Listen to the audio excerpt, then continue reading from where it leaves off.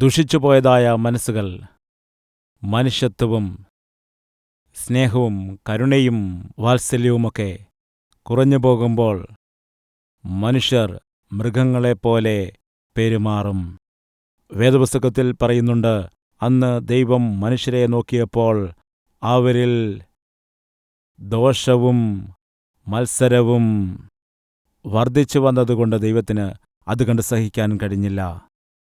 മാത്രമല്ല, മനുഷ്യനെ സൃഷ്ടിച്ചതോർത്ത് ദൈവം ഒരുപാട് ദുഃഖിച്ചു, അനുതപിക്കുവാനിടയായി. എന്തിനേറെ പറയണം, ഇന്ന് അനേകം അമ്മമാരും അതുപോലെ തന്നെ അപ്പന്മാരും തങ്ങളുടെ മക്കളെ അവർക്ക് സ്നേഹിക്കാൻ കഴിയുന്നില്ല.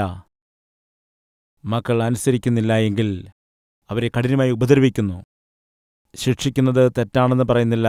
മാതാപിതാക്കൾ തങ്ങളുടെ മക്കളെ ശിക്ഷിക്കേണ്ടതാണ്. മക്കളെ അടിക്കുന്നത് തെറ്റാണെന്ന് പറയുന്നില്ല. മക്കളെ അടിക്കേണ്ടതായ പ്രായത്തിൽ അടിക്കണം. എന്നാൽ ഏതു കാര്യത്തിനും അടിസ്ഥാനം സ്നേഹമായിരിക്കണം. സ്നേഹത്തോടെ നീ അടിക്കുമ്പോൾ അതിനൊരു അതിരുണ്ടായിരിക്കും. നിങ്ങളുടെ മകൻ നന്നാകണമെന്ന ആഗ്രഹത്തോടുകൂടി നിങ്ങൾ അടിക്കുമ്പോൾ, ശിക്ഷിക്കുമ്പോൾ അതിനെല്ലാം ഒരു അതിരുണ്ടായിരിക്കും.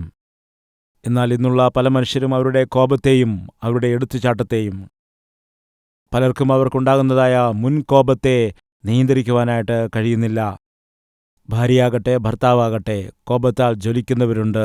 മാതാവാകട്ടെ പിതാവായിക്കൊള്ളട്ടെ കോപം കൊണ്ട് ജ്വലിച്ചിട്ട് സ്വന്തം മക്കളെ ഉപദ്രവിക്കുന്നുണ്ട്. അതുപോലെ തന്നെ ഭാര്യമാരെ ഉപദ്രവിക്കുന്നുണ്ട്.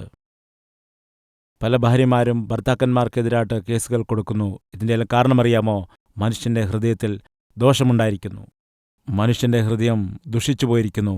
അങ്ങനെ ദുഷിച്ചു പോയിരിക്കുന്നതായ സമയത്ത് അവന് കോപത്തെ നിയന്ത്രിക്കുവാൻ കഴിയില്ല.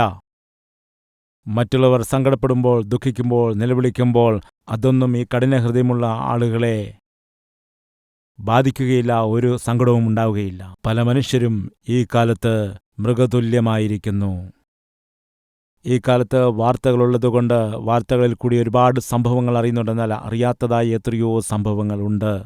എത്രയോ മാനഭംഗങ്ങൾ നടക്കുന്നുണ്ട്. എത്രയോ കൊലപാതക ശ്രമങ്ങൾ നടക്കുന്നുണ്ട്. എത്രയോ ആളുകൾ മാതാപിതാക്കളെ നോക്കാതെ അവരെ ഉപദ്രവിച്ച് അവരുടെ വാർദ്ധക്യത്തിൽ അവരെ ഉപദ്രവിക്കുന്നവരുണ്ട്, ഇറക്കിവിടുന്നവരുണ്ട്. അതുകൊണ്ട് പ്രിയ സഹോദര സഹോദരി, ശ്രദ്ധിക്കുക. മനുഷ്യപുത്രൻ ഈ ഭൂമിയിലേക്ക് വീണ്ടും വരുന്നതിൻ്റെ സമയമാകുമ്പോൾ നോഹയുടെ കാലം പോലെ അന്നുണ്ടായിരുന്നതായ അതേ ഒരു സാഹചര്യം ലോകത്തിൽ ഉണ്ടായിരിക്കും. നോഹയുടെ കാലത്ത്, ലോത്തിന്റെ കാലത്ത് ഈ ഭൂമിയിലുണ്ടായിരുന്ന മനുഷ്യർ എത്രത്തോളം വഴിപിഴച്ചിരുന്നുവോ അതേപോലെ തന്നെയായിരിക്കും യേശുക്രിസ്തുവിൻ്റെ മടങ്ങിവരവിലും ഈ ലോകത്തിൻ്റെ അവസ്ഥ. അന്ന് ദൈവം ഭൂമിയെ ദർശിച്ച സമയത്ത് ഭൂമിയിലായിരിക്കുന്ന മനുഷ്യൻ തൻ്റെ ഇഷ്ടപ്രകാരം ജീവിക്കുന്നത് കണ്ട് സഹിക്കാതെ നോഹയോട് പറഞ്ഞു, നോഹേ, നീ മാത്രമാണ് നീതിമാനായിട്ട് ജീവിക്കുന്നത്. നോഹയുടെ ശ്രേഷ്ഠത എന്താണെന്ന് വെച്ചാൽ, പാപം നിറഞ്ഞതായ ലോകത്തിൻ്റെ മധ്യയിൽ, പാപികളുടെ മധ്യയിൽ തൻ്റെ കുടുംബത്തെ ശ്രേഷ്ഠമായി കാക്കുവാൻ കഴിഞ്ഞു. പാപികളായ മനുഷ്യരുടെ മധ്യയിൽ തൻ്റെ യൗവനക്കാരായ മക്കളെ നീതിയുടെ വഴിയിൽ നടത്തുവാൻ സാധിച്ചു. ബൈബിളിൽ ഇപ്രകാരം ഒരു വചനമുണ്ട്. ഉൽപ്പത്തി പുസ്തകം 6-ാം അധ്യായം 10-11 വാക്യങ്ങൾ വായിക്കുമ്പോൾ കാണുവാൻ കഴിയും. നോഹ ദൈവത്തിൻ്റെ ദൃഷ്ടിയിൽ നീതിമാനായിട്ട് ജീവിച്ചു, നിഷ്കളങ്കനായിട്ട് ജീവിച്ചു. ഭൂലോകം ദുഷിച്ചിരിക്കുമ്പോൾ, അധപ്പതിച്ചു പോകുമ്പോൾ, പാപത്തിൽ മുങ്ങിക്കൊണ്ടിരിക്കുമ്പോൾ തൻ്റെ കുടുംബത്തെ കാക്കുവാനായിട്ട് കഴിഞ്ഞു. എന്ന് പ്രിയ മാതാപിതാക്കളെ നിങ്ങളോട് ചോദിക്കട്ടെ, നിങ്ങളുടെ മക്കളെ ആത്മീയതയിൽ വളർത്തുവാൻ നിങ്ങൾക്ക് കഴിയുന്നുണ്ടോ? അവരുമായി ചേർന്ന് പ്രാർത്ഥിക്കുവാനായിട്ട് കഴിയുന്നുണ്ടോ? അവരോടൊപ്പം ചേർന്നുകൊണ്ട് ദൈവത്തിൻ്റെ വചനത്തെപ്പറ്റി, ദൈവത്തെപ്പറ്റി സംസാരിക്കുവാൻ കഴിയുന്നുണ്ടോ? കുടുംബമായി ചേർന്ന് പ്രാർത്ഥിക്കുന്നതായ അനുഭവം നിങ്ങൾക്കുണ്ടോ? ഇത് ഈ അന്ത്യകാലത്ത് വളരെ അത്യാവശ്യമായ ഒരു കാര്യമാണ്. ആ കാലത്ത് നോഹ ദൈവത്തോടൊപ്പം നടക്കുവാനിടയായി. പിതാവ് ദൈവസന്നിധിയിൽ ജീവിക്കുന്നത് കണ്ടുകൊണ്ട് അവൻ്റെ മക്കളും ദൈവത്തോടൊപ്പം നടക്കാനിടയായി. അതായത് പിതാവ് എന്താണോ ചെയ്യുന്നത് അത് മക്കൾ കാണുകയും മക്കളും അത് തന്നെ ചെയ്യുമെന്നും ബൈബിളിൽ കാണുന്നു.